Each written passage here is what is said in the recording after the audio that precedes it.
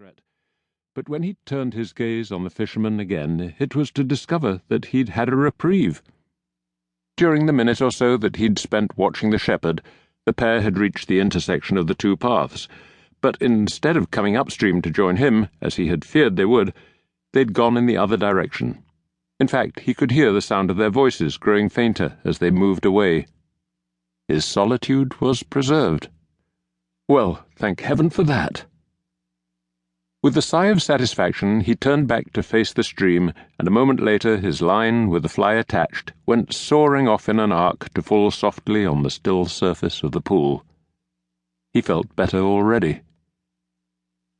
Earlier that morning, he'd awoken from a fitful sleep, still troubled by the memory of an uninvited visitor who'd called on him the week before, a nosy intruder he'd never met or heard of, who'd knocked on his front door and, without so much as a by your leave, had proceeded to question him, sharply at times, about some long-forgotten episode in his past.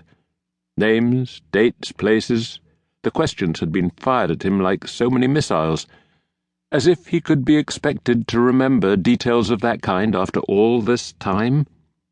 And when he'd dared to object to the interrogation, he'd been assured that the inquiry had official backing, something he'd been unable to challenge, but suspected was true, as this new Labour government seemed to think it had the right to stick its nose into everything. Oswald had endured the ordeal sullenly. He had sensed the hostility of his questioner without being able to identify its source, and for this reason had been as uncooperative as he dared. In particular, he'd neglected to mention the journals he'd kept as a young man, when he had still thought his experiences might have some value, that his life might amount to something, and which were gathering dust in a desk drawer. When his inquisitor had left at last, and without a word of thanks, he dug them out and quickly found the volume that dealt with the events in question. Yes, there it was, the whole business faithfully reported in his own unique style, a mode of expression clear to him, but not to prying eyes. Mildred's, for example. And although Oswald had been surprised by the amount of information his tormentor possessed, at least he'd been given an avenue to pursue. One possible means of getting to the bottom of what had been an unusually disagreeable experience. Among the names flung at him, most of which he'd forgotten, was one that struck a special chord in Oswald's memory, not because it had seemed important at the time, on the contrary, he hadn't even bothered to record it in his journal, but because he remembered some remarks this individual had made that prompted him to wonder now if the fellow was still alive and whether he could track him down. He'd be just the chap to ask about this so-called investigation, Oswald told himself. He would know, if anyone did, what lay behind it all.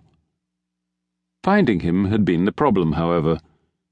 The only way Oswald could think to do so was to write to the man's former employers on the off-chance they were still in contact with him.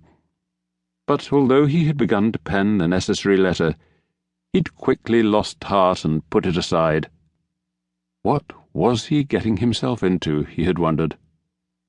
The truth was that he hadn't enjoyed having his past raked up, not that bit anyway, and when he'd thought more about it and about his strange and unsettling interview with his recent visitor, he'd been inclined to let the whole matter drop, to let sleeping dogs lie. But for some reason the business had continued to bother him. When a few days later he'd travelled to Hastings to spend a long weekend with an old friend of his who had retired to the seaside town, he had found himself still dogged by the memory of his impromptu interview, and even before he set out to return home, he had resolved to talk the matter over with his elder brother, Ned. Ned was the person he turned to most often for advice, and, as luck would have it, Ned was coming down from London to spend the following weekend with him. Oswald looked at his watch. It was after 5. Mrs. Gannett, his daily, was usually gone by 4:30, and he would have to wait until tomorrow to have a word with her about his weekend guest and how to feed him. With rationing still in force, and that in spite of the war being over for 2 years now, food was perpetually in short supply. Fortunately, Edna Gannett was a resourceful woman, and a great relief to have about the house after 30 years of marriage.